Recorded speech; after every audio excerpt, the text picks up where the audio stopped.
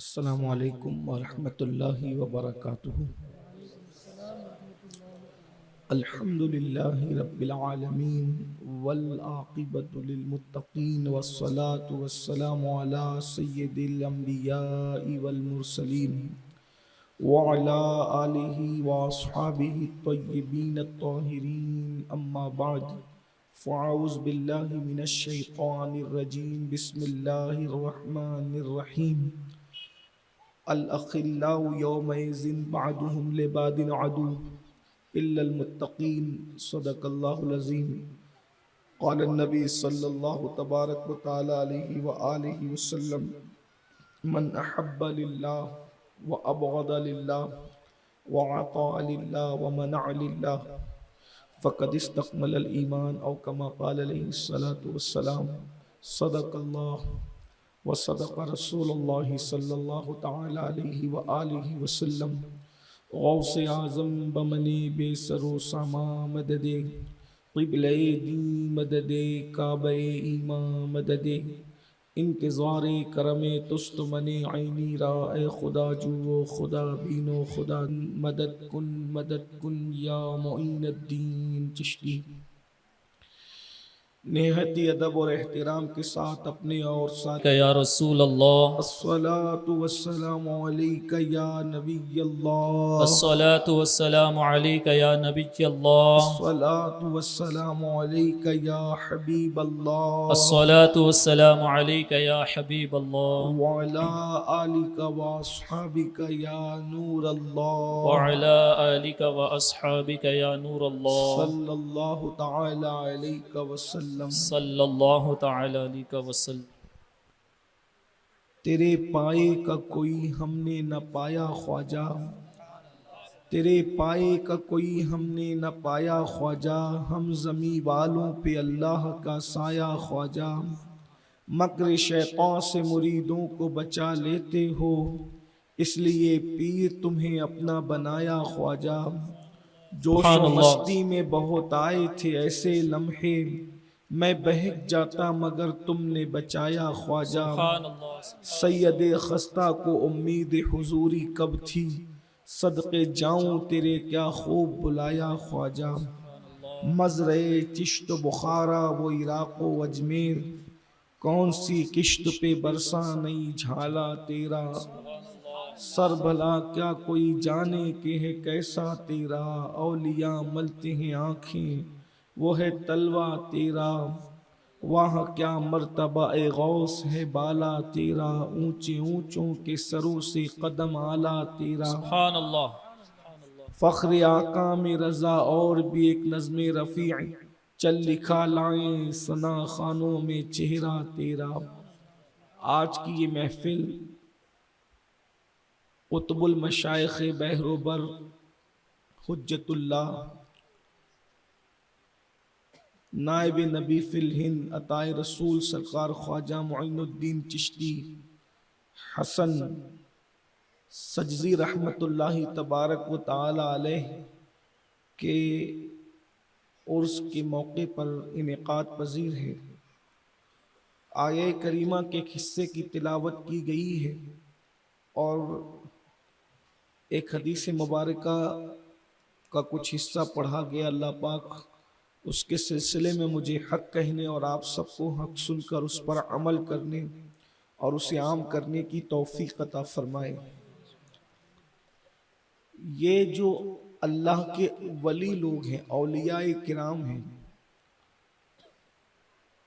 تو یہ اولیاء اللہ یہ کون ہے اور ان کی محبتوں کا صلہ کیا ہے؟ اس لیے کہ ٹیکنالوجی کے اور مادیت کے اس دور میں لوگ توحید کو بھی صحیح طور پہ سمجھ نہیں پا رہے ہیں اور رسالت کو بھی صحیح طور پہ سمجھ نہیں پا رہے ہیں، دین اور مذہب کو بھی صحیح طور پر سمجھ نہیں پا رہے ہیں، تو نتیجہ یہ ہو رہا ہے کہ لوگ کہیں نہ کہیں ٹھوکر کھا رہے ہیں۔ یہ سوال آتا ہے کہ بھئی ولی کو کیوں مانیں؟ ولی کو ماننے کی کیا وجہ ہے؟ کیوں محبت کریں ولی سے؟ تو ان سے محبت کرنا، اولیاء اللہ سے ہمارا فائدہ کیا ہے؟ کیا ایسا نہیں ہو سکتا کہ ہم صرف اللہ سے محبت کریں اور اللہ کے سوا کسی سے محبت نہ کریں؟ کیا اللہ کی محبت ہمارے لیے کافی نہیں ہے؟ یہ بات انسان کے دماغ میں آتی ہے۔ دیکھیے اللہ کی محبت بالکل کافی اور یقیناً کافی ہے، لیکن ایک مثال کے ذریعے سے پہلے بات کو سمجھنے کی ضرورت ہے۔ اللہ تعالیٰ مثل اور مثال سے پاک ہے، لیکن دنیا کی مثال دے کر سمجھانا یہ اللہ کی بھی سنت ہے اور رسول اللہ کی بھی سنت ہے۔ اللہ نے قرآن مقدس میں مکھی، مچھر، مکڑی ان سب کی مثال سے لوگوں کو دین سمجھایا۔ تو دین سمجھانے کے لیے جب اللہ نے مکھی، مچھر اور کبوتری اور مکڑی اور مکڑی کا جالا یہ سب چیزیں اللہ نے سمجھائی ہمیں، تو ہماری عقلوں کی وجہ سے اس نے مثال دی، ورنہ اللہ تبارک اور لوگوں نے کہا بھی یہ کیسا اللہ ہے، یہ کیسا خدا ہے جو مکھی اور مچھر کی مثال دیتا ہے۔ تو جب مکھی اور مچھر کی مثال پر ان کو تکلیف ہوئی کہ یہ کیسا اللہ ہے کہ مکھی مچھر کی مثال دیتا ہے، تو پھر اللہ تعالیٰ نے فرمایا الف لام را، اب سمجھو کیا ہے۔ جب مکھی مچھر کی مثال دی تو کہا یہ کیسا اللہ ہے کہ اتنی معاذ اللہ اتنی چھوٹی بات کرتا ہے۔ ارے وہ آسان بات اس لیے کر رہا ہے کہ وہ تیرے دماغ میں آئے، لیکن جب اپنی شان کے مطابق بات کرتا ہے تو کیا کہتا ہے الف لام میم، تو جبریل کو بھی سمجھ میں نہیں آئی۔ حضور مسکراتے ہیں تو جبریل کہتے ہیں آپ مسکرا رہے، فرمایا میرے اور میرے اللہ کے درمیان یہ ایک راز ہے۔ تو بات کو سمجھانے کے لیے آسان چیزوں کی مثال دینا یہ سنت الہیہ، سنت رسول ہے۔ اگر یہ سوال دماغ میں پیدا ہوتا ہے کہ بھئی اللہ کو کیا ماننے سے کام نہیں چلے گا، اللہ ہی کو مانو باقی کسی کو مت مانو، تو بات میں آپ سے کہتا ہوں اگر کوئی بندہ یہ کہے کہ بھئی صرف ابا کو مانو کسی کو مت مانو، چچا کو نہیں ماننا، دادی کو نہیں ماننا، پھپھی کو نہیں ماننا، خالہ کو نہیں ماننا، صرف اماں ابا کو ماننا ہے بس، تو آپ یہ بات کہیں گے کہ بھئی جس کے دل میں باپ سے پیار ہوگا اس کے دل میں چچا سے خود بخود پیار ہوگا۔ کیوں؟ کیونکہ یہ باپ کا رشتہ دار ہے۔ جس کے دل میں باپ سے پیار ہوگا اس کے دل میں پھپھی کا پیار خود بخود ہوگا، کیونکہ یہ باپ کی رشتہ دار ہے۔ جس کے دل میں باپ کا پیار ہوگا اس کے دل میں دادی کا خود بخود پیار ہوگا، کیونکہ یہ باپ کی رشتہ دار ہے۔ یہ بات سمجھ میں آتی ہے؟ اصل چیز ماننا تو باپ ہی کو ہے، کیونکہ باپ ہی ہمارے لیے سب کچھ ہے، لیکن باپ کی بھی کچھ رشتہ داریاں ہیں نا۔ اگر آپ باپ کی رشتہ داری کو نہیں مانو گے تو باپ کا دل دکھے گا، یا میری رشتہ داری کوئی اہمیت نہیں دے رہے، میرے تعلقات کو اہمیت نہیں دے رہے۔ بلا تمثیل، ہزار بار بلا تمثیل، اللہ اولاد سے پاک ہے اور جو ہے وہ خونی رشتوں سے پاک ہے، وہ پیدائش سے پاک ہے اور کسی کو جنم دینے سے پاک ہے، لیکن اللہ کے بھی کچھ رشتے ہیں۔ اللہ نے بھی کچھ لوگوں سے رشتے اپنے بنا رکھے نا۔ کون سے رشتے؟ دوستی کا رشتہ، محبتوں کا رشتہ، محبوبیت کا رشتہ۔ تو جس کے دل میں اللہ کی محبت ہوگی تو اس کے دل میں اللہ کے یہ لوگ جن سے اللہ کے رشتے جڑے ہوئے ہیں ان کی محبت خود بخود پیدا ہوگی۔ جیسے اللہ کی محبت ہے تو رسولوں سے محبت کیوں ہے؟ کیونکہ یہ اللہ کے رسول ہیں۔ اللہ سے محبت ہے تو ولیوں سے محبت کیونکہ یہ اللہ کے ولی ہیں۔ اللہ سے محبت ہے تو ان کے بندوں سے محبت کیوں؟ کیونکہ یہ اللہ کے بندے ہیں۔ اور یاد رکھنا اگر اللہ کی مخلوق سے محبت نہیں کرو گے تو اللہ کی محبت کبھی فائدہ پہنچا ہی نہیں سکے گی آپ کو۔ صرف اس کا مطلب آپ اللہ کی محبت کا دعویٰ کر رہے ہو، کیونکہ جس کے دل میں اللہ کی محبت ہوگی وہ اللہ کی مخلوق پر کبھی ظلم نہیں کرے گا، اللہ کی مخلوق سے ہمیشہ پیار کرے گا، اللہ کی مخلوق سے ہمیشہ محبت کرے گا۔ اب بتائیے میں آپ کو میں ایک مثال کے ذریعے سے سمجھاؤں۔ ایک رقاصہ ہے، ایک نچنیاں ہے جو اللہ کی نافرمان ہے۔ بھئی رقاصہ اسی کو کہتے ہیں جو رقاصہ مطلب ناچنے والی، مجرا کرنے والی، گانے والی، فاحشہ عورت۔ اب آپ نے سمجھ لیا وہ اللہ کی نافرمان ہے کہ کوئی فاحشہ اللہ کی نافرمان رہتی ہے کہ نہیں رہتی؟ ارے اگر وہ نافرمان نہیں ہوتی تو فاحشہ کیوں ہوتی؟ اور فاحشہ اسی لیے وہ نافرمان ہے۔ لیکن فاحشہ اللہ کی نافرمان ہے، اللہ نے اس کو بخشا. کیوں بخشا؟ کیونکہ اس نے کتے کو پانی پلا دی. اب بتائیے کتے کو پانی پلانے کا عمل وہ گناہ کے عمل کا کفارہ بن گیا. مطلب پتا چل رہا ہے کہ تم خدا کی مخلوق میں اگر کتے سے بھی پیار کر لو تو اللہ تمہیں اس کا بھی فائدہ عطا کرتا ہے. ارے جب اتنی ذلیل مخلوق سے پیار کرنے کا صلہ جنت ہے, اگر کتے پر کوئی پیار آ جائے کسی کو تو وہ جنتی ہو رہا ہے. اللہ کے دوست سے پیار کرے گا تو اللہ اسے کیا مقام عطا فرمائے. سبحان اللہ. بات تو پیار کی ہے نا, بات تو محبت کی ہے. تو ولیوں سے محبت کا فائدہ کیا ہے؟ تو قرآن بیان کرتا ہے فائدہ. الاخلاء یومئذ بعضهم لبعض عدو. قیامت کے دن تمہارے سارے دوست, بلکہ دوست بھی نہیں, سارے پکے اور گہرے دوست تمہارے دشمن بن جائیں گے. الاخلاء, اخلاء یہ خلیل کی جمع ہے, اور خلیل کہتے ہیں پکے دوست کو. جتنے تمہارے الاخلاء, جتنے تمہارے پکے خاص گہرے دوست ہیں, الاخلاء صرف اخلاء نہیں کہا بلکہ الاخلاء, جتنے خاص گہرے تمہارے دوست ہیں عدو تمہارے دشمن بن جائیں. قیامت کے دن سارے پکے اور گہرے دوست تمہارے دشمن بن جائیں گے, کوئی کام نہیں آئے گا. اچھا یہ نہیں کہا قرآن نے کہ وہ تمہارے کام نہیں آئیں گے, بلکہ کیا کہا؟ عدو تمہارے دشمن بن جائیں گے. یعنی دوست جس دن دشمن بنیں گے, بھائی جو دشمن بنے گا تو اس کا تو کام آنے کا سوال ہی نہیں آتا, وہ تو کام آ ہی نہیں سکتا. حتیٰ کہ ماں بیٹے کے کام نہیں آ سکے. حدیث پاک میں بیٹا ماں کے کام نہیں آ سکتا, بلکہ حدیث پاک میں تو یہاں تک آیا کہ ماں انکار کرے گی کہ میری کوئی اولاد تھی بھی کہ نہیں تھی. بیٹا انکار کرے گا کہ یہ میرے ماں باپ تھے بھی کہ نہیں تھے. یہ بہت عجیب ماحول ہوگا وہاں, بلکہ کوئی کسی کا پرسان حال نہیں ہوگا. لیکن اللہ پاک ارشاد فرماتا ہے الاخلاء یومئذ بعضهم لبعض عدو الا المتقین. سارے پکے دوست دشمن بنیں گے مگر متقین, یعنی متقی لوگ تمہارے قیامت میں دشمن نہیں بنیں گے, وہ تمہارے کام آئیں گے. الا المتقین, متقی لوگ قیامت میں تمہارے کام آئیں گے. تو اللہ سے پوچھو یہ متقی لوگ کون ہیں؟ تو قرآن کہتا ہے ان اولیاؤہ الا المتقون, اللہ کے ولی لوگ ہی تو متقی ہوتے ہیں. سبحان اللہ, سبحان تو اللہ. یہ قرآن کہہ رہا ہے کہ قیامت کے دن ولی لوگ کام آئیں گے.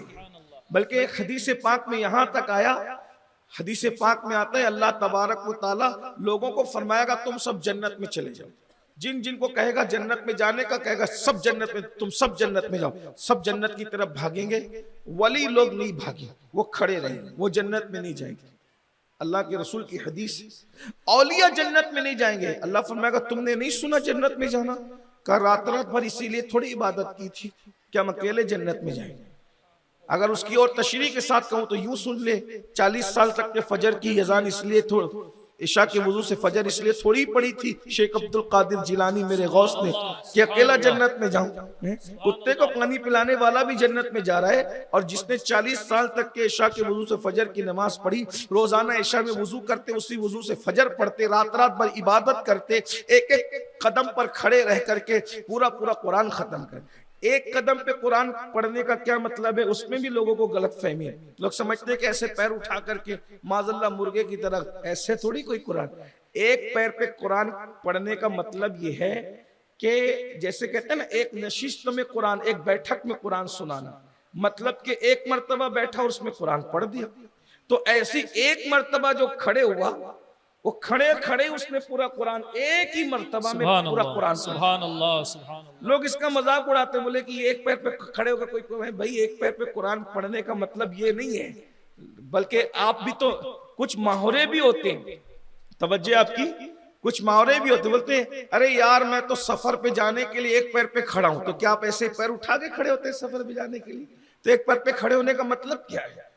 یعنی کہ میں بالکل تیار ہوں, یہ ماہورے بھی سمجھنے کی ضرورت ہوتی ہے.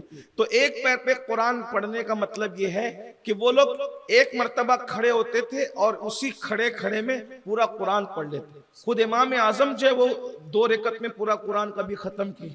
حضور غوث اعظم نے کبھی کبھی 1 رکعت میں پورا قرآن ختم کیا. تو گویا کہ یہ اللہ والے کہتے ہیں کہ ہم نے راتوں کو اس لیے نہیں بیداریاں کی تھی، شب بیداریاں اس لیے نہیں کی تھی، راتوں کو اس لیے نہیں جگے تھے کہ ہم اکیلے میں جنت میں جائیں. تو اللہ فرمائے گا تو پھر تو کہا کہ ہم اکیلے نہیں جائیں گے، ہمارے ماننے والوں کا کیا ہوگا؟ تو اللہ پاک ارشاد فرمائے گا تم بھی جنت میں جاؤ اور اپنے ماننے والوں کو بھی اپنے ساتھ ہاتھ پکڑ کر جنت میں سبحان جاؤ. اللہ سبحان تو اللہ کے رسول صلی اللہ علیہ وآلہ وسلم ارشاد فرماتے ہیں کہ وہ اولیاء اللہ اپنے ہاتھوں میں ان کا ہاتھ پکڑیں گے اور ہاتھ پکڑ کر جب جنت میں لے جائیں گے تو اتنی بڑی تعداد میں لوگ جنت میں جائیں گے کہ جنت کا دروازہ ان کی تعداد کی وجہ سے چر چر کرنے لگے گا اور لوگوں کے بازو جنت کے دروازوں سے جو ہے وہ گھسیٹتے ہوئے جائیں گے. یعنی اتنی بڑی تعداد میں وہ جنت میں جائیں گے کیونکہ جنت کے دروازے چھوٹے موٹے دروازے نہیں ہے، وہ تو بہت بڑے جنت کے دروازے. تو اولیاء اللہ اپنے ساتھ اپنے ماننے والوں کو جنت میں لے کر جائیں گے. ایک حدیث پاک میں آتا ہے کہ قیامت کے دن جب سب نفسی نفسی کہیں گے، سب نفسی نفسی کہیں تو کچھ لوگ نور کی کرسیوں پہ بیٹھے ہوں گے، نور کے ممبر پہ، نور کے ممبر، اور ان کے چہرے 14ویں رات کے چاند کی طرح چمکیں گے اور ان کو میدان محشر کا کوئی ٹینشن نہیں ہوگا. تو اس وقت تو لوگ ان سے پوچھیں، فرشتوں سے پوچھیں گے یہ کون نبی بیٹھے ہیں، کون ولی بیٹھے ہیں، کون اتنی شان سے بیٹھے، کون ہے یہ لوگ؟ یہ نبی ہیں، شہید ہے، ولی ہے، کون ہے؟ کہا نہ یہ نبی ہیں، نہ شہید ہیں، نہ ولی ہیں، بلکہ یہ وہ مومنین ہیں جو اللہ کے لیے اللہ والوں سے محبت کیا کرتے ہیں. سبحان اللہ سبحان اس لیے اللہ آج ان کو کوئی ٹینشن نہیں، کوئی پرابلم نہیں ہے. اور پھر ایک حدیث پاک میں یہ بھی ہے المرء مع من احبہ، جو جس سے محبت کرے گا وہ قیامت کے دن اس کے ساتھ ہوگا، وہ جنت میں بھی اس کے ساتھ ہوگا.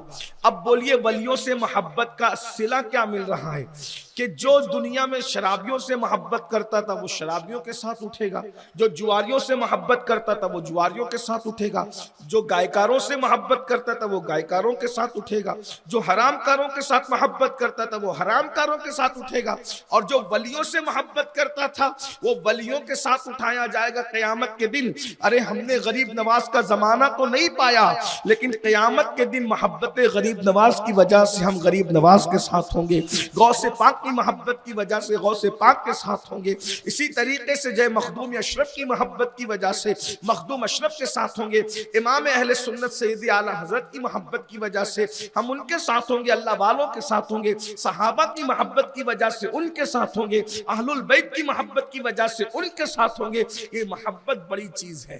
لیکن اب جو دوسرا رخ ہے میں وہ آپ کے سامنے، کیا ہم اللہ والوں سے محبت کرتے ہیں؟ ایک سوال، اصل عنوان یہ ہے اللہ والوں سے محبت کرو، یہ میرا آج عنوان نہیں ہے، بلکہ کیا ہم اللہ والوں سے ولیوں سے محبت کرتے ہیں؟ آج عنوان یہ. اب سمجھنا ہے کہ ہم ان سے محبت کرتے ہیں. دیکھیے ایک ہوتا ہے کسی کے دیکھا دیکھی مائل ہو جانا اور ایک ہوتا ہے محبت کرنا، دونوں میں فرق ہے. جیسے پوری دنیا چھٹی کر رہی ہے غریب نواز کی تو دوسروں کے دیکھا دیکھی آپ بھی چھٹی کرنے لگے. بھائی وہ چھٹی کر رہا ہے غریب نواز کی فاتحہ دلا رہا ہے، اس کو ترقی مل گئی، عزت مل گئی، کامیابی مل گئی. وہ 11ویں شریف کر رہا ہے وہ نواز دیا گیا، وہ 22ویں کر رہا ہے وہ نواز، تو چلو میں بھی کروں. یہ ہوتا ہے دیکھا دیکھی مائل ہوں، یہ محبت نہیں. اسی طریقے سے اس کو آسان زبان میں اگر سمجھنا ہے تو یہ کہ ایک پیر صاحب جا رہے، ساری دنیا ان کے ہاتھ اور پیر چوم رہی ہے تو آپ بھی مل کر کے چوم لیے، نظر پیش کر دی. یہ محبت نہیں ہوئی، یہ مائل ہونا ہوا. آپ ابھی مائل ہوئے، دوسروں کے دیکھا دیکھا پہچانتے بھی نہیں، جانتے بھی نہیں ہے، دوسروں کو ہاتھ چومتے دیکھا، عزت کرتے دیکھا، آپ نے بھی کرنا شروع کر دیا. یہ مائل ہونا ہے دوسروں کے دیکھا دیکھی. اس پر آپ کو ثواب تو ملے گا لیکن محبین کو جو صلہ ملنا ہے وہ نہیں ملے گا. اور اولیاء اللہ سے، صحابہ سے، اہل البیت سے، لوگوں کے محبت کرنے والوں کے دیکھا دیکھی ہم ان کی طرف مائل ہوئے ہیں، ہم ان سے محبت نہیں کر پا رہے. وہ کہ محبت کس کو کہتے ہیں، اب اس کی طرف آئے۔ جو جس سے محبت کرتا ہے، نمبر ایک وہ اس کی نقل کرتا ہے۔ ایک بات، جو جس سے محبت کرتا ہے وہ اس کا ذکر کثرت سے کرتا ہے۔ نمبر تین، جو جس سے محبت کرتا ہے وہ اس کی باتوں پر عمل کرتا ہے، اس کی نافرمانی نہیں کرتا۔ اب آپ سے پوچھتا ہوں، اگر ہم ولیوں سے محبت کرتے ہیں تو بتاؤ ہم ان کا ذکر کتنا کرتے ہیں؟ کتنے لوگ غریب نواز کو کتنا جانتے ہیں؟ چلے عنوان غریب نواز ہے تو آپ سے پوچھتا ہوں، غریب نواز کو آپ کتنا جانتے ہیں؟ غریب نواز کی امی کا نام کیا آپ کو کیا پتا ہے؟ غریب نواز کے ابا جی کا نام کیا آپ کو کیا پتا ہے؟ آپ کو پتا ہے غریب نواز کے ابا جی کا نام کیا ہے؟ غریب نواز کے ابا جی کا نام ہے سید غیاث الدین، ان کے ابا کا نام ہے سید نجم الدین، ان کے ابا کا نام ہے سید ابراہیم، ان کے ابا کا نام ہے سید ادریس، ان کے ابا کا نام ہے امام موسیٰ کاظم، ان کے ابا کا نام ہے امام جعفر صادق، ان کے ابا کا نام ہے امام محمد باقر، ان کے ابا کا نام ہے امام زین العابدین، ان کے ابا کا نام ہے امام حسین، ان کے ابا کا نام ہے مولا علی۔ سبحان اللہ، سبحان اللہ، سبحان اللہ۔ ہمیں کچھ بھی پتا نہیں، ہمیں کرکٹروں کا نام پتا ہے، ان کی ہسٹری پتا ہے، ان کے بارے میں کچھ نہیں پتا۔ غریب نواز کی پیدائش کا وہ بھی کچھ نہیں، محبت کرتے ہیں کچھ نہیں پتا۔ 14 رجب المرجب کو حضور غریب نواز رضی اللہ تعالیٰ کی پیدائش سیستان کے ایک علاقے میں ہوئی جس کو سجز کہتے ہیں، سین جیم زا، سج، اس اعتبار سے آپ کو سجزی کہا جاتا ہے، سرکار غریب نواز رضی اللہ تعالیٰ۔ تو ہم ولیوں سے محبت کی بات کرتے ہیں، ہمیں کچھ بھی جب ان کے بارے میں پتہ نہیں تو ہم ان کا ذکر کیا کریں گے؟ اور جب ان کا ذکر نہیں کریں گے، کہ محبت کی نشانی ہے کہ انسان جس سے پیار کرتا ہے، جس سے محبت کرتا ہے، جس سے الفت کرتا ہے، اس کا وہ ذکر کرتا ہے۔ غریب نواز کی امی جان کا نام ہے بی بی ماہ نور ام الورا فاطمہ، بی بی ماہ نور ام الورا فاطمہ، اور اس کے بعد آپ کے بی بی ماہ نور ام الورا فاطمہ کے سگے دادا ہیں حضرت عبداللہ الجیلی، یہی غوث پاک کے بھی دادا ہیں۔ ان کے والد عبداللہ غوث پاک، یہ غریب نواز کی امی کے دادا عبداللہ الجیلی، ان کے والد کا نام سید یحییٰ الزاہد، ان کے والد کا نام سید داؤد، ان کے والد کا نام سید محمد، ان کے والد کا نام سید موسیٰ الثانی، ان کے والد کا نام سید محمد، ان کے والد کا نام سید موسیٰ الجون، ان کے والد کا نام سید حسن المثنی، ان کے والد کا نام امام حسن، ان کے والد کا نام مولا علی۔ سبحان اللہ، سبحان اللہ۔ یعنی حسنی ماں کی طرف سے اور حسینی باپ کی طرف سے، اس طرح غریب نواز نجیب الطرفین سید ہیں۔ ہم ولیوں کی طرف مائل ہیں، ان سے محبت نہیں کر پا رہے ہیں۔ محبت کرو گے ان کی زندگی پتہ چلے گی۔ غریب نواز کی زندگی کا حال یہ ہے کہ وہ بچپنے سے غریب نواز بچپنے سے غریب نواز ہے۔ آپ کی امی جان فرماتی ہے کہ جب میرا بیٹا حسن، معین الدین نام نہیں ہے آپ کا، یہ بھی یاد رکھیں، غریب نواز کا نام معین الدین نہیں ہے، معین الدین آپ کا لقب ہے، غریب نواز کا اصل نام حسن ہے، غریب نواز کا اصل نام حسن ہے، اور بعد میں آپ کو لقب ملا، جیسے کسی کا نام عبداللہ ہوتا ہے، عبد الرحمن ہوتا ہے، محمد مصطفیٰ ہوتا ہے، عبد المصطفیٰ ہوتا ہے، پھر اس کو لوگ لقب کیا دیتے ہیں، یہ خطیب اعظم ہے، یہ محدث ہے، یہ مفتی ہے، یہ ادیب ہے۔ تو ایسے ہی معین الدین اور غریب نواز کوئی نام نہیں ہوتے بلکہ یہ لقب ہوتے ہیں، کیونکہ آپ دین کی مدد کرتے تھے اس لیے آپ کو معین الدین یعنی دین کا مددگار کہا گیا۔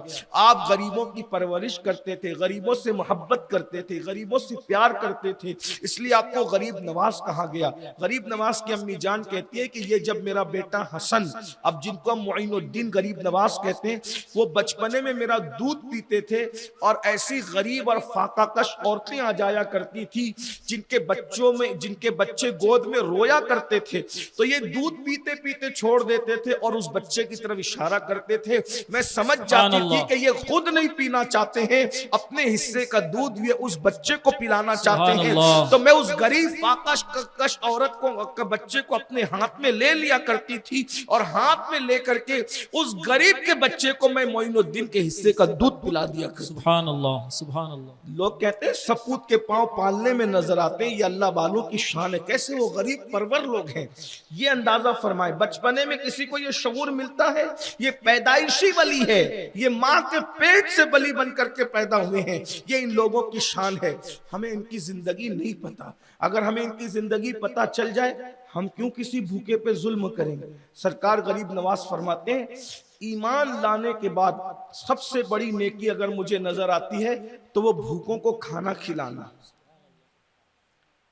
بھوکوں کو کھانا کھلانا۔ حدیث پاک بیان کرتے ہیں غریب نواز کہ جو بندہ کسی بھوکے کو، کسی مسلمان کو نہیں، بھوکے کو، اب بھوکا آپ کو مسلمان دکھے، کافر دکھے، سکھ دکھے، عیسائی دکھے، ہندو دکھے، کوئی بھوکا دکھے، آپ نے جس کو کھانا کھلایا، حدیث پاک میں آتا ہے جو بھوکے کو کھانا کھلائے گا ایک لقمہ، صرف ایک لقمہ، بھوکے کو ایک لقمہ جو کھلائے گا اس کے اور جہنم کے درمیان اللہ 7 پردے گرا دیتا ہے۔ کتنے پردے؟ 7 پردے، اور ایک سے دوسرے پردے کے درمیان 500 سال کا فاصلہ ہوتا ہے۔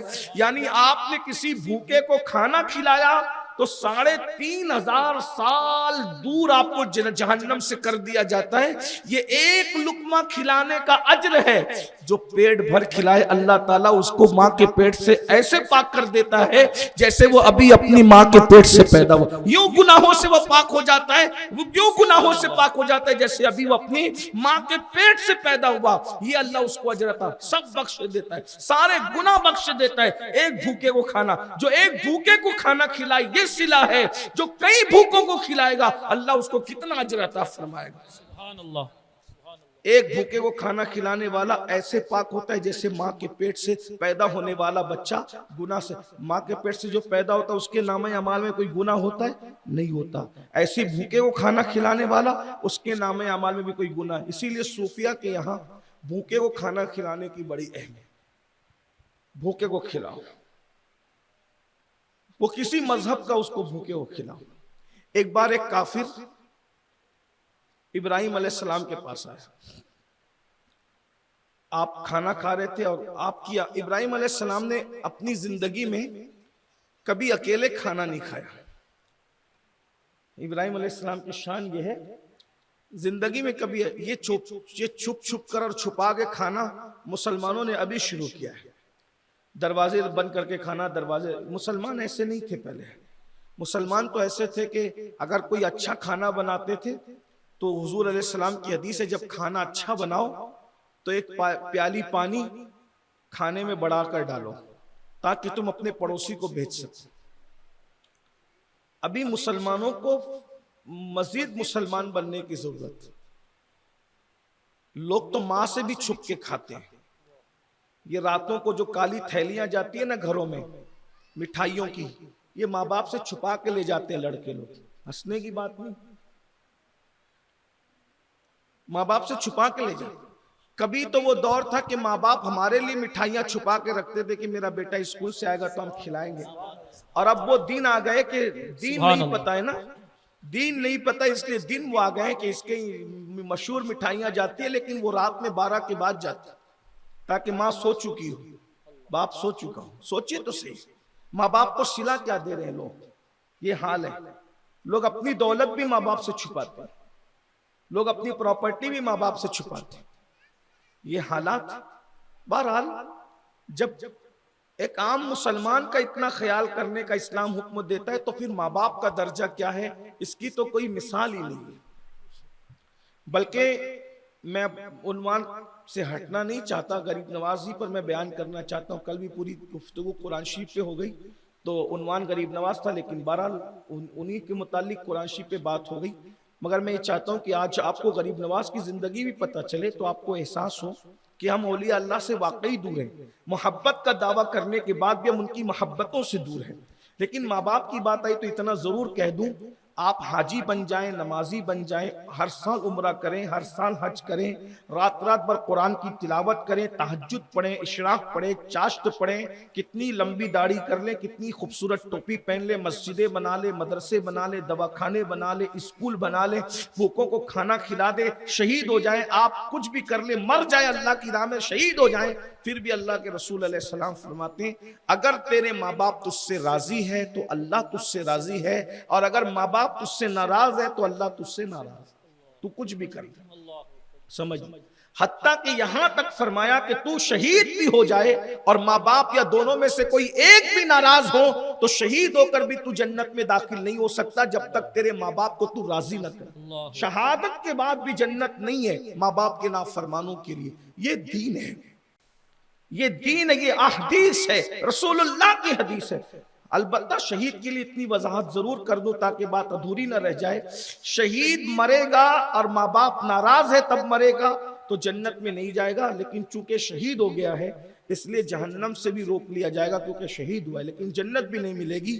جنت اور جہنم کے درمیان ایک مقام ہے جس کو مقام اعراف کہتے ہیں، اس میں رکھا جائے گا، اور اللہ شہید کو کہے گا تیرے ماں باپ کو تو راضی کر لے، اگر تو نے راضی کر لیا تو تیرے لیے جنت، ورنہ کتے کو پانی پلانے والا جنت پا گیا، شہید ہو کر شہید کو جنت نہ ملی، صرف اس وجہ سے کہ ماں ناراض ہے یا باپ ناراض ہے۔ کچھ لوگ کہتے ہیں میرا باپ تو ان پڑھ ہے، میری ماں تو ان پڑھ ہے، میرا باپ تو شرابی ہے، میری ماں تو جواری ہے، یہ ان کی کیسے تعظیم کروں؟ ماں باپ کی تعظیم نیک ہونے کی وجہ سے نہیں ہے، ماں باپ کی تعظیم نیک ہونے کی وجہ سے نہیں ہے، ماں باپ کی تعظیم نمازی ہونے کی وجہ سے نہیں ہے، بلکہ ماں باپ کی تعظیم مومن ہونے کی وجہ سے بھی نہیں ہے، ماں باپ کی تعظیم صرف ماں باپ ہونے کی وجہ سے، اس لیے کہ معاذ اللہ اللہ نہ کرے اگر کسی کے ماں باپ کافر بھی ہوں تو بھی اسلام کہتا ہے کہ ان کے ساتھ حسن سلوک کیا جائے گا، ان کو چھوڑا نہیں جائے گا، یہ دین ہے، چھوڑ دیا لوگوں۔ بہرحال تو عرض کیا کر رہا تھا میں آپ کے سامنے کہ حضور غریب نواز رضی اللہ تبارک و تعالیٰ نے فرمایا بھوکوں کو کھانا کھلانے کی فضیلت، اسی ضمن میں ابراہیم علیہ السلام کا ذکر آ گیا۔ آپ اکیلے کبھی نہیں کھاتے تھے، 12 میل کو اگر آج آپ سمیٹنے کی کوشش کریں گے تو میرے اندازے کے مطابق 15 کلومیٹر سے زائد بنتی ہے، اس سے زائد بنتی ہے۔ اتنا دور پھرتے تھے، اگر کوئی ساتھ میں کھانے نہیں ملتا تھا ڈھونڈ کے لاتے تھے۔ ایک دن کھا رہے تھے، مشہور تھا کہ ابراہیم علیہ السلام لوگوں کو کھانا کھلاتے ہیں، تو کافر آ گیا دروازے پر۔ ابراہیم علیہ السلام نے سوچا کہ یہ کافر ہے، آپ نے اس کو کھانا نہیں کھلایا اور اس کو بھگا دیا کہ چل جا یہاں سے، تو کافر ہے میں تجھے نہیں کھلاتا۔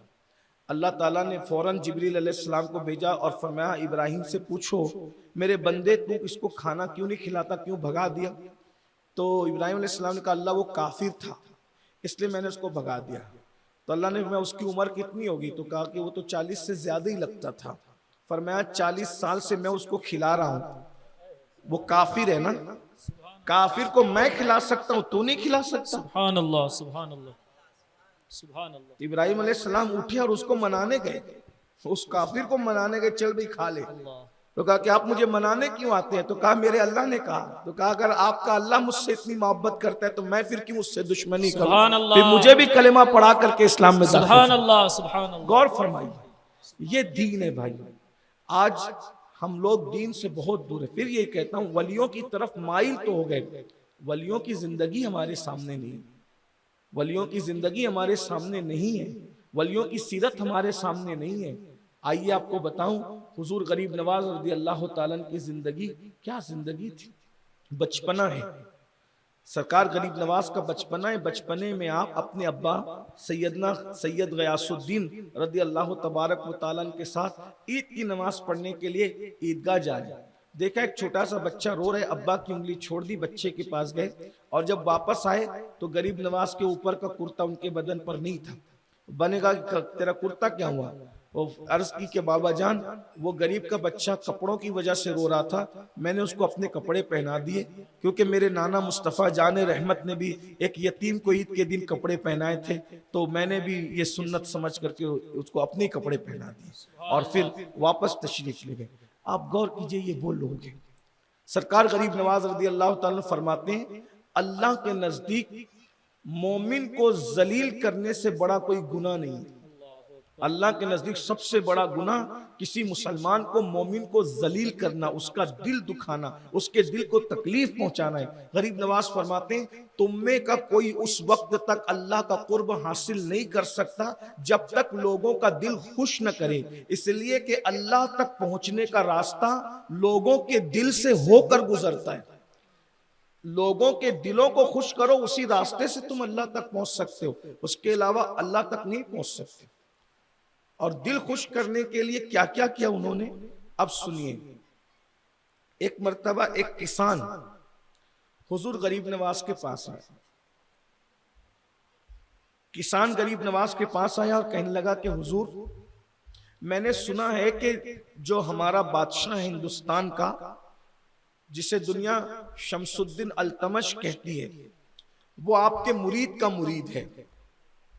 دھیان سے سنیے، وہ آپ کے مرید کا مرید ہے، تو مجھ پر ٹیکس بہت زیادہ لگا دیا ہے بادشاہ نے، اگر آپ میری سفارش کر دیں گے تو آپ کی بات نہیں کٹے گی۔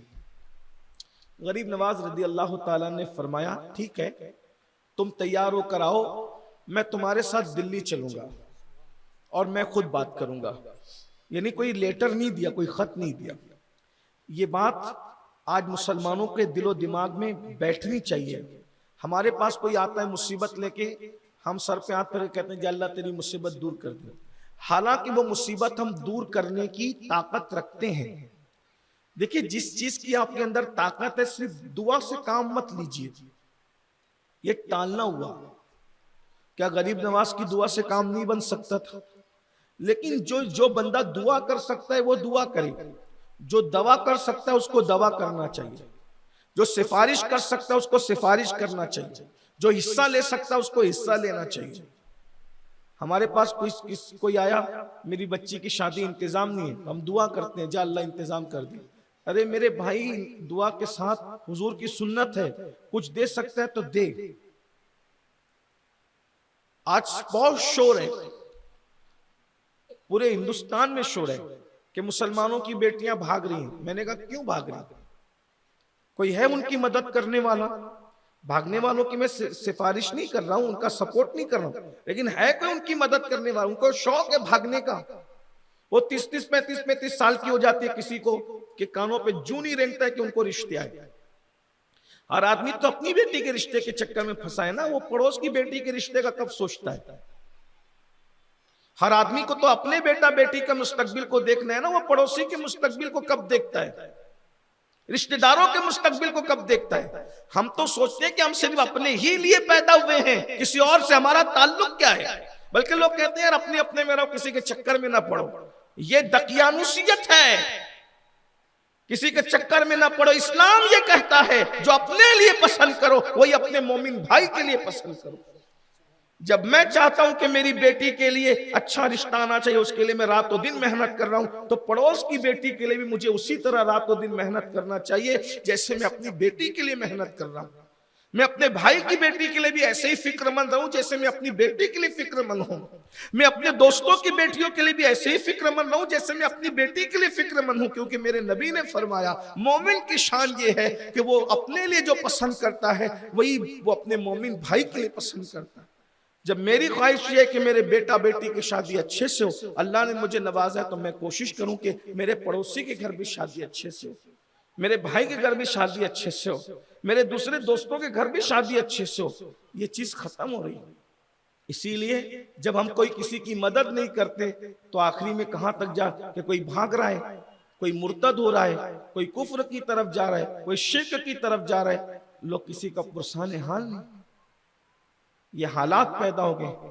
ایک وہ بچا کچا ایک حق تھا غریبوں کا، زکوٰۃ اور فطرے کی شکل میں، تو اس میں بھی لوگ جو ہے اب اس قدر اس پر مسلط ہو گئے کہ اب وہ غریب تک پہنچ بھی نہیں پا رہا ہے، نہیں پہنچ پاتا ہے۔ اب لوگوں کا حال ہی ہو گیا ہے کہ اگر کوئی اخبار چھاپ رہا ہے تو بھی وہ زکوٰۃ کی رقم سے چھاپ رہا ہے، کوئی کتاب چھاپ رہا ہے تو وہ بھی زکوٰۃ کی رقم سے چھاپ رہا ہے۔ اسی طریقے سے کوئی کچھ کام کر رہے تو بھی بھائی زکوٰۃ تو غریبوں کا حق تھا، اور ہندوستان میں اسلامی حکومت کے خاتمے کے لیے علماء کرام نے بس اتنی اجازت دی تھی کہ تعلیم کے نام پہ خرچہ کرو۔ اب تو مسجد بھی بن رہی ہے تو زکوٰۃ کے پیسوں سے ہی لوگ بنا رہے، اس کو کب اخبار بھی چھاپنا، تو غریبوں کو کب ملے گا یہ؟ مدارس میں دینے کی بات ہے تو چلیں، اس پہ تو کوئی بات نہیں، ہم اپنے علماء کے پیچھے ہم اس پہ کوئی بات نہیں کرتے، ہم اپنے علماء کی کبھی مخالفت نہیں کر سکتے، لیکن چھوٹے چھوٹے کام جو یوں بھی ہو سکتے تھے اس میں بھی لوگوں نے زکوٰۃ کو، بلکہ تو اب تو کچھ لوگ ایسے بھی ہو گئے کہ جو زکوٰۃ وصول کر کے خود ہی کھا جاتے ہیں، غریبوں کے ہاتھ میں کب پہنچے؟ یہی زکوٰۃ تھی جو غربت دور کر سکتی، یہی فطرہ تھا جو غربت دور کر سکتا، وہ بھی چلا گیا، غریبوں کا حق وہ بھی چھین لیا گیا۔ بہرحال اپنے بھی خفا مجھ سے ہے، بیگانے بھی ہیں ناخوش، میں زیر حل کو کبھی کہہ نہ سکا قن۔ میں ایک مشورہ آپ کو دیتا ہوں، ہو سکے تو زکوٰۃ اس طرح سے نکالیے، اپنی زکوٰۃ کے 3 حصے کر دیجئے، ایک حصہ آپ اپنے غریب رشتہ داروں کو دیجئے، ایک حصہ آپ اپنے غریب رشتہ داروں کو اور اپنے دوستوں کو دیجئے، ایک حصہ آپ مدارس میں دے دیجئے، اور ایک حصہ عام مسلمانوں کے درمیان تقسیم کر دیجئے۔ اس سے یہ ہوگا کہ عام مسلمانوں کا بھی بھلا ہو جائے گا، مدارس بھی چلتے رہیں گے، اور آپ کے رشتہ دار اور دوستوں کا بھی بھلا ہوگا۔ یہ مشورہ ہے، آپ قبول بھی کر سکتے ہیں، رد بھی کر سکتے ہیں، لیکن بہرحال بالکل مسلمانوں کو زکوٰۃ سے محروم کر دینا اور غریبوں کو محروم کر دینا، مجھے یہ بات سمجھ نہیں آ رہی ہے، اس لیے کہ اس سے ایمان بھی خطرے میں جا رہا ہے، غربت کی وجہ سے۔ غربت کبھی کبھی انسان کو کفر تک پہنچا، حالانکہ میں نہیں سمجھتا کہ میری طرح کوئی آپ کو مشورہ دے گا جبکہ وہ خود کوئی مدرسہ چلاتا ہو۔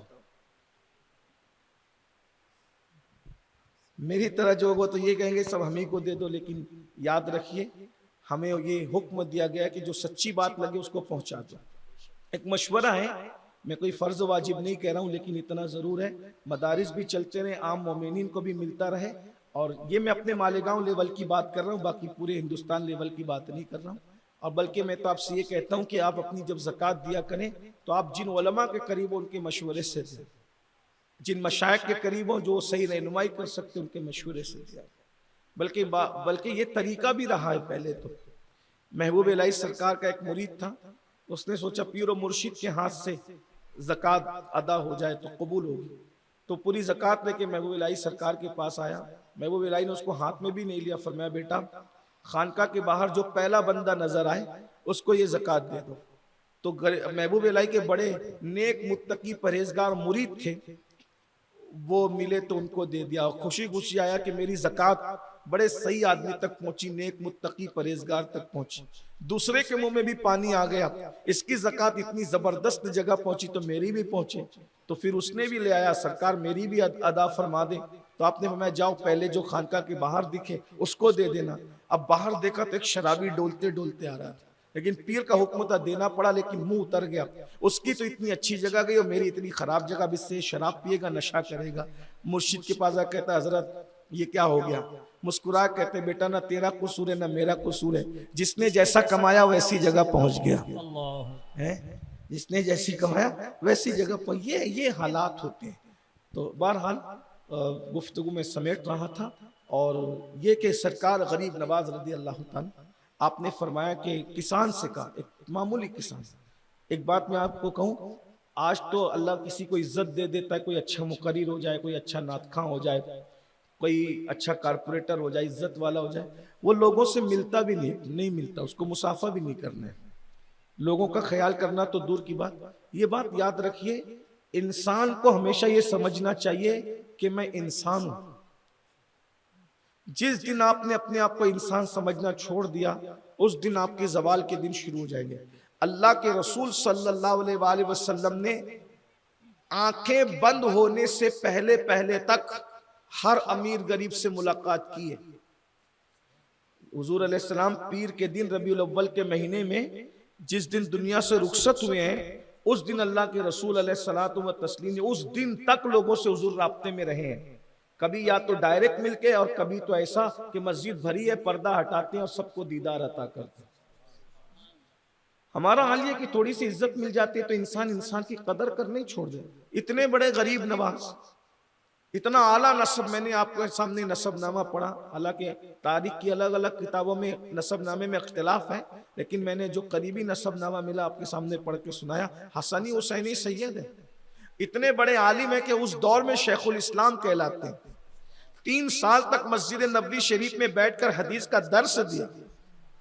یہ بات بھی آپ یاد رکھیں، اللہ ان پڑھ اور جاہلوں کو ولایت نہیں دیتا، اللہ ہمیشہ اہل علم کو ولایت دیتا ہے۔ کیونکہ جاہلوں کو جب تم اپنی بیٹیاں نہیں دیتے تو اللہ جاہلوں کو ولایت کیسے دے گا؟ اس سے مسلمانوں کو چاہیے کہ وہ علم کی طرف پیش رفت کریں، اپنے بچوں کو قرآن پڑھائیں، حدیث پڑھائیں، علم پڑھائیں۔ یہ پورے محلے والوں سے جو میرے آئے، میری گزارش ہے کہ آج علم کے معاملے میں بھی ہم کوسوں دور ہیں۔ ہمارے بچوں کو بھی قرآن پڑھنا نہیں آتا، ہمیں بھی قرآن پڑھنا نہیں آتا، وضو کرنا بھی نہیں آتا، نماز پڑھنا بھی نہیں آتا۔ اتنا بڑا مدرسہ محلے میں ہے، یہاں اپنے بچوں کو بھیجنا چاہیے؟ نہیں بھیجتے۔ تعلیم دلانا چاہیے، نہیں دلاتے۔ بلکہ میں تو آپ سے یہ کہنا چاہتا ہوں، ہر مسلمان یہ طے کر لے کہ ہمارے گھر میں کم سے کم ایک حافظ قرآن اور ایک عالم دین تو ہونا چاہیے۔ پہلے ہمارے مالیگاؤں میں یہ فکر تھی، ایک لڑکے کو گھر میں ٹیلر بنا دو، ایک کے کپڑے وہ سبھی سل لے گا۔ بہت اچھی فکر تھی کہ پیسے نہیں جائیں گے نا ٹیلر کے پاس۔ میں تو کہتا ہوں ایک بچے کو عالم بنا دو، پورے خاندان کو اکیلا ہی جنت میں لے کر چلے جائے۔ بناؤ۔ ٹیلر کے پیسے بچانے کی فکر ہے، جنت میں جانے کی فکر کیوں نہیں ہے؟ ایک بچے کو حافظ قرآن بنا دو، اپنی کئی پشتوں کو وہ جنت میں لے جائے گا، اس کے باپ کے سر پہ نور کا تاج ہوگا۔ کیوں نہیں بناتے؟ بناؤ۔ لیکن میں یہ نہیں کہتا آپ سے کہ عالم بنانے کے بعد وہ جامعہ قادریہ میں ہی پڑھائے، عالم بننے کے بعد وہ جامعۃ الرضا میں ہی پڑھائے، یہ کوئی ضروری نہیں ہے۔ عالم بننے کے بعد وہ تو ڈاکٹر بھی بن سکتا ہے، عالم بننے کے بعد وہ ٹیچر بھی بن سکتا ہے، عالم بننے کے بعد وہ تاجر بھی بن سکتا ہے، سیمنٹ کی دکان بھی چلا سکتا ہے، کرانہ دکان بھی چلا سکتا ہے۔ وہ کہا کیوں؟ میں نے کہا جب عالم ما کانا وما یکون مال تجارت لے کر کے ملک شام تک جا سکتے سبحان ہیں، اللہ، سبحان اللہ، تو مدرسے کا پڑھا ہوا عالم تجارت نہیں کر سکتا؟ سبحان اللہ، کر سکتا ہے۔ بلکہ ہمارے بزرگوں نے کیا ہی ایسا۔ فضل خیر آبادی اچھے عالم بھی تھے اور ہندوستان کی اتنی بڑی عدالت کے جج بھی تھے۔ اتنا بڑا جج ظہر سے پہلے تک کے فیصلے کرتے تھے، ظہر کی اذان ہوتی تھی تو کورٹ چھوڑ کر آ کر کے وہی امام صاحب نماز پڑھاتے۔ اورنگزیب عالمگیر کا نام سنا ہے، پورا سال تخت پہ بیٹھ کے حکومت کرتا تھا، اور جب رمضان شریف آتا تو دلی کی جامع مسجد میں اورنگزیب تراویح سنایا کرتا۔ سبحان اللہ۔ اتفاق سے بڑا مشہور واقعہ بھی ہے، اورنگزیب تراویح سنا رہے تھے، تراویح سنانے کے درمیان اب اورنگزیب تراویح سنائے، بھئی پیر صاحب تراویح سنائے تو کوئی لقمہ دینے کی ہمت نہیں کرتا، امام صاحب کا اپنا روب ہوتا ہے، کون دے گا؟ اگر چھوٹا موٹا امام ہو حافظ مسعود کی طرح بیچارہ تو اس کو 2-4 لقمے لوگ دے سکتے ہیں، لیکن تھوڑا پوزیشن والا امام ہو جس کے 4-6 مرید ہو تو اس کو کوئی لقمہ دینے کی ہمت نہیں کرتا ہے، بھلے تراویح کے بعد کوئی پٹوا نہ دے مجھے۔ یہ تو بادشاہ کون لقمہ دے گا بھائی؟ بادشاہ حافظ مقصود جیسے لوگ ہو تھوڑے سے دبنگ، کون لقمہ دے گا ان لوگوں کو؟ بولے کہ نماز کے بعد دھمکی نہ آ جائے گا، آئندہ لقمہ نہیں دینا۔ ارے بھائی ایسے لوگ نہیں ہیں، لیکن میں ایک مثال کے ذریعے سے، اپنے لوگوں کی مثال اس لیے دینی پڑتی ہے کہ دوسرے لوگ برا مان جائیں۔ بہرحال اورنگزیب کو کون لقمہ دے گا بھائی؟ کسی نے پوری زندگی اس کو لقمہ نہیں دیا، لیکن ایک دن لقمہ آ گیا پیچھے، اورنگزیب کو لقمہ آ گیا پیچھے۔ لقمہ کس کو کہتے ہیں وہ یہ بھی سمجھانا پڑے گا، کیونکہ تراویح تو پڑھتے نہیں ہو نا زیادہ تر، تو یہ بھی نہیں پتا ہے کہ لقمہ کسے کہتے ہیں۔ گھر جا کے یہ نہیں سوچے کہ نماز میں اورنگزیب کو کسی نے لقمہ دیا تو روٹی پہ بوٹی رکھ کر کے تو نہیں دے دی، ایسا مت سمجھو۔ لقمے کا مطلب ہوتا ہے امام اگر بھول رہا ہو یا غلط پڑھ رہا ہو تو اس کو پیچھے سے بتایا جاتا ہے کہ یہ صحیح ہے اس طرح، اور وہ یعنی کچھ اور نہیں کہا جاتا۔ سمجھ لو اگر آیت صحیح نہیں پڑھ رہا ہو تو آیت پڑھ دی جاتی ہے، کچھ غلطی کر رہا ہو تو زور سے سبحان اللہ کہہ دیا جاتا ہے، اس کو لقمہ دینا کہتے ہیں۔ اورنگزیب کو لقمہ لگا، لیکن اورنگزیب نے لقمہ لیا نہیں، اورنگزیب کو لقمہ لگا، انہوں نے لقمہ لیا نہیں، ویسی نماز پڑھائی۔ اور نماز پڑھانے کے بعد کھڑے ہو گئے مصلی پہ اور کہا کس گستاخ نے بے ادبی کی مجھے لقمہ دینے کی جبکہ میں صحیح پڑھ رہا تھا۔ ایک اللہ کے ولی تھے اس محفل میں جسے دنیا محب اللہ الہ آبادی کہتے، بہت بڑے ولی ہیں۔ حضرت محب اللہ الہ آبادی کھڑے ہوئے اور فرمایا فقیر نے آپ کو لقمہ دیا ہے، آپ غلط پڑھ رہے تھے۔ کہ میں صحیح پڑھ رہا تھا۔ اب بتائیں ایک گدڑی پوش جسے کوئی نہیں جانتا وہ کہے کہ میں نے صحیح کہا اور اورنگزیب کہے نہیں میں نے صحیح پڑھا۔ تو کسی نے کہا بھائی بادشاہ کو لقمہ دے دیا، کہا بھائی ایک کام کرو، اب یہاں بادشاہ اور فقیر کی بات ختم، نسخے لے آؤ، قرآن لکھا ہوا ہے نا اسی کو لے کر آ کے چیک کرو، خدا کی شان۔ 7 نسخے لائے گئے تو 4 نسخے اورنگزیب کی تائید کر رہے تھے اور 3 نسخے محب اللہ صاحب کی تائید کر رہے تھے۔ لیکن اختلاف تو ہو گیا کیونکہ اس دور میں پریس نہیں تھا نا، ہاتھ سے لکھا جاتا تھا، کاتب کی غلطی تھی اور غلط در غلط تحریر ہو رہا تھا۔ 4 نسخے جامع مسجد میں اورنگزیب کی تائید میں، 3 نسخے محب اللہ صاحب کی تائید میں۔ جب اورنگزیب نے کہا دیکھ لیا نا، 4 میری تائید کر رہے ہیں 3 آپ کی کر رہے ہیں، حضرت محب اللہ الہ آبادی رحمت اللہ علیہ نے جو گدڑی اوڑے ہوئے تھے وہ ڈال دیا اورنگزیب کے سر پہ۔ اورنگزیب قدم چوم کر کہتے ہیں آپ صحیح کہہ رہے تھے میں غلط پڑھ رہا۔ لوگوں نے کہا وہ کیسے؟ تو کہا وہ اس طرح، جب ان کی گدڑی میرے سر پہ آئی تو پردے ہٹ گئے اور لوح محفوظ کا لکھا ہوا قرآن میری نگاہوں کے سامنے آ گیا، تو یہ جیسا کہہ رہے تھے وہی قرآن صحیح ہے اور یہ کاتب کی غلطی۔ سبحان اللہ سبحان اللہ۔ یہ اللہ والوں کی شان، یا اولیاء اللہ یوں ہوتے ہیں بھائیوں۔ تو بات دور نکلی، بات کو سمیٹتے ہوئے بات اب ختم کی جائے۔ اپنے بچوں کو تعلیم دو۔ سلطان الہند سرکار غریب نواز کے پاس کسان آ کے کہتا ہے حضور ٹیکس زیادہ لگ گیا معافی کروا دے۔ غریب نواز اس کے ساتھ چل کر دلی تک گئے کیونکہ انہوں نے حدیث پاک سن رکھی تھی، کسی مصیبت زدہ کے ساتھ چل کر جانا، صرف چل کر جانا، ہر قدم کے بدلے میں مسجد نبوی شریف میں 2 سال کے اعتکاف سے زیادہ ثواب دیا جاتا ہے۔ سبحان اللہ سبحان اللہ سبحان اللہ۔ ایک قدم چلنا کسی مصیبت زدہ کی مصیبت دور کرنے کے لیے مسجد نبوی میں 2 سال کے اعتکاف سے زیادہ اجر ہے۔ آپ پیدل چل کے گئے دلی تک، دلی پہنچے تو کوہرام مچ گیا، بادشاہ بھی دلی کے باہر اور قطب الدین بختیار کاکی بھی دلی کے باہر قدم چوم رہے ہیں۔ حضور آپ بغیر اطلاع آ گئے۔ وہ میں کام تھا تو آگے۔ کیا کام تھا؟ کہا یہ کسان ہے، اس پہ تیرے نمائندوں نے ٹیکس سے زیادہ لگا دیا ہے، میں چاہتا ہوں کہ وہ معاف ہو جائے۔ تو کہا سرکار اگر آپ یوں بھی کہہ دیتے نا تو لکھ کے بھیج دیتے تو بھی میں معاف کر دیتا، اور صرف معاف نہ کرتا آپ زمین اور جائیداد اس کو وقف کر دیتا، آپ کسی کو سفارشی بنا کر بھیج دیتے تو بھی میں کر دیتا۔ سرکار غریب نواز نے فرمایا مجھے یقین تھا شمس الدین تم بڑے نیک آدمی۔ شمس الدین اتنا نیک آدمی کہ جس کی کبھی تہجد فوت نہیں ہوئی، جس کی کبھی تکبیر اولیٰ فوت نہیں ہوئی، جس کی کبھی عشاء سے پہلے کی 4 سنت فوت نہیں ہوئی، جس کی کبھی عصر سے پہلے کی 4 سنت فوت نہیں ہوئی۔ کتنا نیک آدمی جس نے اپنی ماں، بہن، بیٹی اور بیوی 4 عورتوں کے علاوہ 5ویں کسی عورت پر جان بوجھ کر قصدن نظر نہیں ڈالی۔ وہ آدمی شمس الدین التمش، یہ ایسی ہستی ہے۔ تو غریب نواز نے فرمایا میں جانتا تھا تو ہے بڑا نیک اور تو میری بات نہیں کاٹے گا مجھے پتا ہے، لیکن میں سفارش کر دیتا تو بھی کام ہو جاتا، تحریر بھیج دیتا تو بھی کام ہو جاتا، لیکن قدم قدم پر اس کے ساتھ جو میں چل کے آیا ہوں وہ ہر قدم پر 2 سال مسجد نبوی میں اعتکاف کا ثواب کہاں جاتا۔ اور پھر میرے آقا علیہ الصلوۃ والتسلیم کا فرمان ہے جس نے کسی کا دل خوش کر دیا اللہ تبارک و تعالی اس کی مغفرت کر دیتا ہے اور اس سے راضی ہو جاتا ہے۔ میں اس کا دل خوش کرنے کے لیے اس کے ساتھ ساتھ چلتا رہا۔ یہ ہمارے بزرگوں کا طریقہ تھا، یہ ولیوں کا طریقہ تھا، لیکن ہمیں یہ سب کچھ بھی نہیں پتا ہے۔ ہم صرف ولیوں کو چادر، گھاگھر، عرس، لنگر کی حد تک جانتے ہیں، اس سے زیادہ ہم نہیں جانتے اللہ والوں کو، ولیوں کو۔ میری گزارش ہے ولیوں کی سیرت پڑھو، ان کی زندگی دیکھو، ان کی زندگی میں کیا چیزیں۔ 70 سال تک غریب نواز 70 سال تک کبھی بستر کو پیٹ نہیں لگائی، جاگتے تھے اللہ کی عبادت کرتے۔ آپ کا حجرہ جہاں آج کل آپ کا مزار بنا ہے، اسی حجرے میں رات و دن عبادت میں مصروف رہتے تھے۔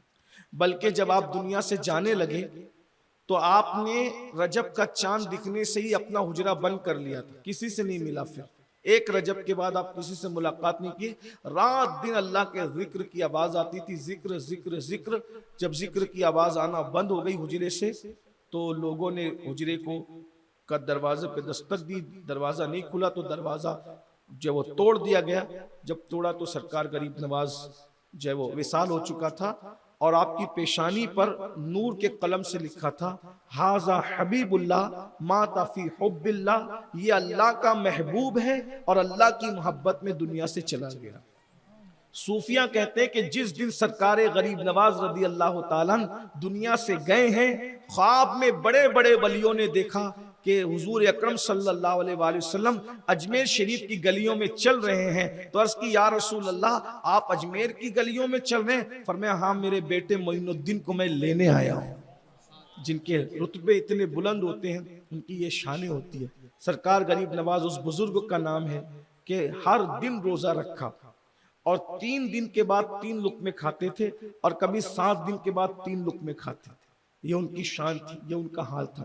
مرتبے جس کو بھی ملے عبادت کی وجہ سے ملے، مرتبے جس کو بھی ملے تلاوت کی وجہ سے ملے، مرتبے جس کو بھی ملے خدمت خلق کی وجہ سے ملے۔ آج ہم عبادت سے بھی دور ہیں، تلاوت سے بھی دور ہیں، خدمت خلق سے بھی دور ہیں۔ حضور غریب نواز رضی اللہ تعالیٰ کی خدمت خلق کا عالم یہ تھا۔ بات آخری کرنے جا رہا تھا، بات نکل آئی۔ ایک شخص تھا جو سبزوار کا حاکم تھا، حاکم سبزوار تھا۔ وہ مسلمان یعنی اس اعتبار سے کہ وہ کلمہ پڑھتا تھا، لیکن صحابہ کرام کے حوالے سے اس کا اچھا نظریہ نہ تھا۔ کلمہ تو پڑھتا تھا لیکن صحابہ کے لیے اس کے نظریات اچھے نہ تھے۔ اس کا نام تھا یادگار محمد، سبزوار کا بہت بڑا حاکم، اور اہل سنت سے اس کے دل میں کچھ اعتقاد نہ تھا۔ حضور غریب نواز جب سفر کرتے کرتے سبزوار آئے تو سبزوار آنے کے بعد آپ نے اسی کے باغ میں قیام فرمایا، اس کے باغ میں۔ تو مریدین نے کہا حضرت جو یہاں کا حاکم ہے وہ اہل سنت سے بدگمان ہے اور صحابہ کے لیے اس کے نظریات کچھ اچھے نہیں ہیں، اس لیے آپ کو یہاں دیکھے گا تو وہ نقصان پہنچائے گا۔ چونکہ غریب نواز کا تعلق اہل سنت و جماعت سے تھا اور وہ صحابہ کا منکر تھا، یعنی رافضیت کی طرف مائل تھا، یہ کہہ سکتے ہیں۔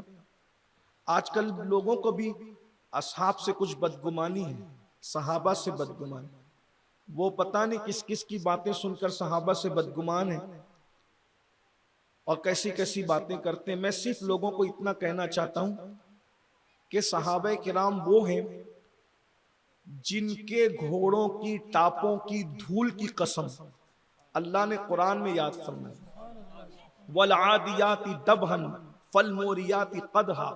یہ کس کے لیے؟ محبوب کے پیچھے یہ جو انہوں نے گھوڑے دوڑائے نا، ان گھوڑوں کی ٹاپوں پہ جو دھول آتی تھی، ان دھول کی قسم بھی قرآن نے اٹھائی ہے۔ تو جس کے گھوڑوں کی ٹاپوں سے لگنے والی دھول کی قسم قرآن اٹھاتا ہے، ان صحابہ کے بارے میں لوگوں کی ہمت کیسے ہوتی ہے بک بک کرنے کی، جنہوں نے رسول اللہ کے لیے بھوکے پیٹ رہنا گوارا کیا، مکہ المکرمہ جیسا وطن چھوڑنا گوارا کیا، جان مال سب کچھ قربان کیا صحابہ پر، اور لوگ صحابہ کے لیے ہلکی باتیں کرتے ہیں، ہلکے جملے۔ یہ اہل سنت نہیں ہے، یہ اسلامی فکر نہیں ہے۔ ہم لوگ تو آج حال لوگوں کا یہ کہ فجر کی نماز میں پوری زندگی کبھی مسجد کا منہ نہیں دیکھتے، اور جنہوں نے اپنے بیٹے کٹا دیے، بیویوں کو بیوہ کر دیا، پورا گھر لٹا دیا دین کے نام پہ، ان لوگوں کے بارے میں ایسے لوگ بات کرتے ہیں جنہیں غسل اور وضو کا طریقہ بھی نہیں آتا، جو سیدھے طور پر نام یزید نہیں لے سکتے، وہ یزید کو بھی یجید کہتے ہیں، وہ صحابہ کرام پہ باتیں کرتے۔ غور تو کیجیے حالات کیا ہیں۔ بہرحال اتنا یاد رکھنا، حدیث پاک میں آیا جو صحابہ کو برا کہے گا اللہ کی بھی لعنت اس پر، رسولوں کی بھی لعنت، فرشتوں کی بھی لعنت، سارے انسانوں کی اس پہ لعنت ہے۔ اللہ نہ اس کا فرض قبول کرتا ہے نہ اس کا نفل قبول کرتا ہے۔ بے شک اور ہمارے مرشد حضور سیدی اچھے میاں مہاریروی رحمت اللہ تعالی علیہ تو اس طرح اشارہ دیتے ہیں کہ صحابہ کا گستاخ قبر میں جانے کے بعد اس کا منہ سور کی خنزیر کی طرح ہو. اللہ اکبر. اس لیے بہت احتیاط سے کام لیجیے. کسی کو بھی سن کر کے اپنے بزرگوں کے رستے سے ہٹنے کی ضرورت نہیں ہے. بہرحال تو یادگار محمد کے بارے میں یہ تھا کہ وہ صحابہ کے بارے میں اچھا گمان نہیں رکھتے تھے. غریب نواز اسی کے باغ میں رک گئے. باغ میں رکے تو وہ آیا تو دیکھ کر کے آپ کو اس نے منہ ٹیڑھا کیا اور غریب نواز سے اس نے کچھ باتیں کرنے کی کوشش کی. غریب نواز سرکار نے جو کھانا کھا رہے تھے اس لڑنے جھگڑنے کی بات کرنے والے کے منہ میں صرف ایک لقمہ ڈال دیا.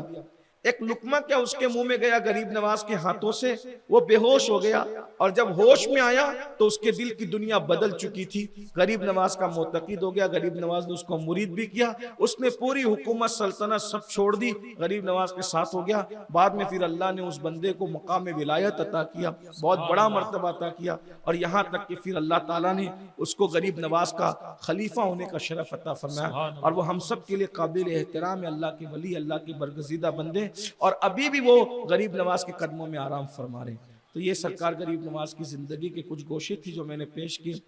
اللہ تعالی ہم سب کو عمل کی توفیق عطا فرمائے.